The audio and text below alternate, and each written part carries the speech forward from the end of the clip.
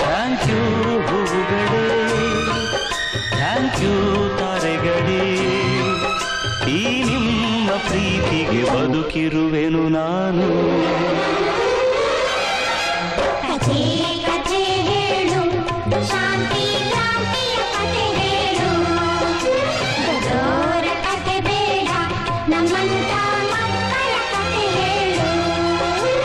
ಪಾತ್ರವು ನಾನಮ್ಮ, ಪಾತ್ರದ ಸೂತ್ರವು ಮೇಲಿಹುದು, ಕಥೆಗಳ ಮಾಲೀಕ ಈ ಕಥೆಯನ್ನು ಬರೆಯುತ್ತ ಮೇಲಿತನು.